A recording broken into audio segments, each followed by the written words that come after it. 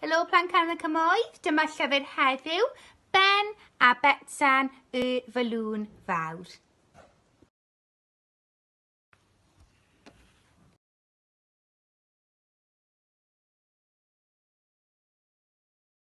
Roedd gan Ben falwn.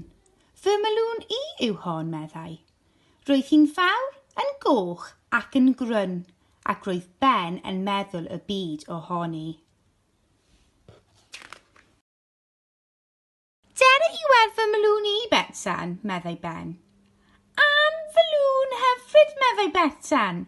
Beth am I ni fynd a hi am dro?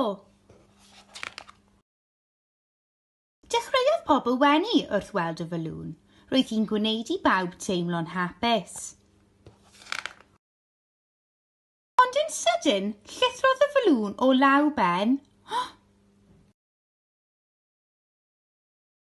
Cododd y falwn lan i'r awyr.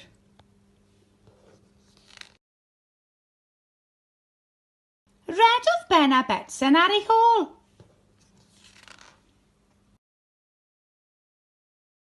Ond cododd y falwn yn uwch, ac yn uwch. Ac yna, bang! Byrstiodd y falwn.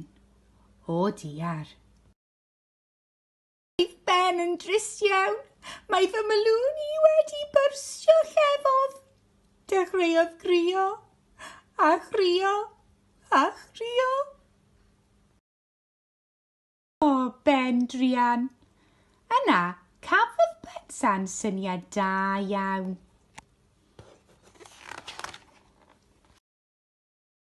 Beth am yn I chwythu swigod, meddai.